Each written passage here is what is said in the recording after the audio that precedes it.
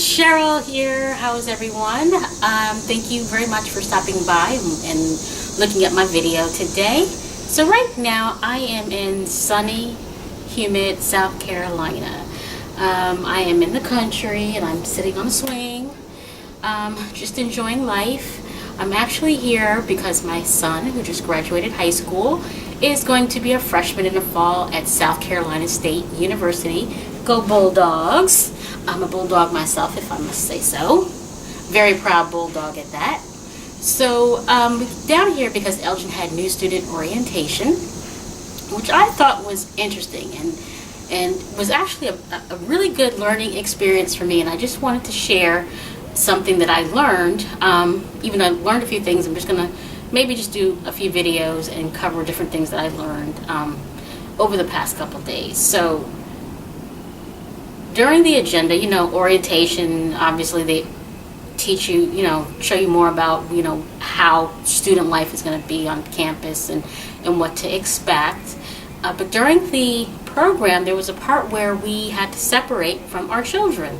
Needless to say, that was kind of difficult for me to do because, I only have one child, so I'm starting to feel that anxiety, but I'm so excited for my son. I'm so proud of him.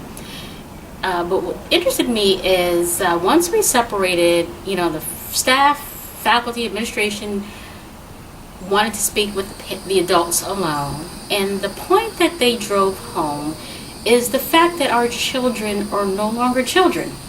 They're now adults in college, and we need to allow them to make their own decisions, whether that means following up, if they're having an issue on campus, something regarding their account or their grades, that they are the ones that are responsible for taking care of that. They even went as far as to have everyone take out their cell phones and say, whatever you do, Mom and Dad, do not have your son or daughter come to my office with their phone saying, my mom wants to talk to you. I thought that was so funny. But you know what? I got the message. And I'm a bit overprotective, but I'm going to make a concerted effort to allow my son, give him his independence, let him trust him to take care of business. Because I do agree, and what they said was, if you don't do this, 4 years from now, when they're 21, 22, and they really should be able to take care of business, they're still going to be calling mommy and daddy to take care of their business, telling the folks, hey, my mama wants to talk to you. I certainly don't want that. So,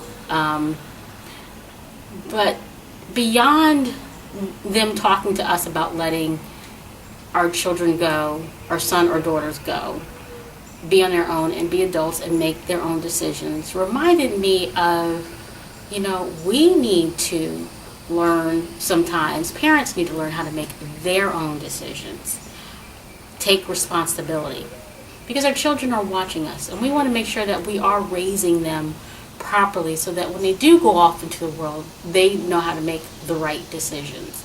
So, we want them to see us as being proactive so that they will learn to be proactive.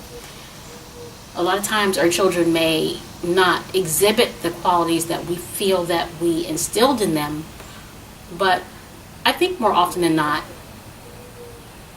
they have learned, they heard what we taught them, and they are practicing what they taught them. They just don't act like that when they're with us, right?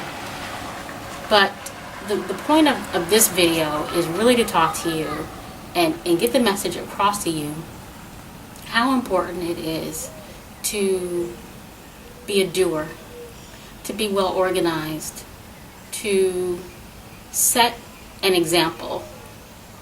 That might mean, in order to be organized, you might want to create a to-do list every day of what the things that needs to be done. Highlight the things that you really don't want to do, because let's face it, we all have things on our to-do list that it's like pulling teeth. We don't want to do it. But in reality, those are the tasks that you should do first. Get them out the way. Do some small tasks so you can feel like you have some small wins that you actually accomplished something. I like to create to-do lists, and I like to cross them off, because when I cross it off, it feels like I actually accomplished something. Everyone has their own strategy. I hear something rustling in the trees. And in the country, that could be just about anything, but I think I'll be okay. So where did I leave off? Everyone has their own system of how to be organized, but you definitely want to not procrastinate, which is an issue many of us have.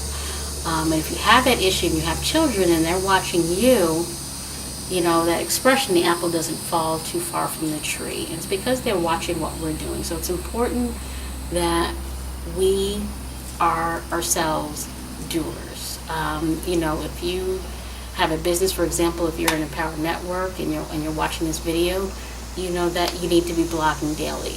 You need to market daily. And so if you're not doing that, then you're not setting a good example. So,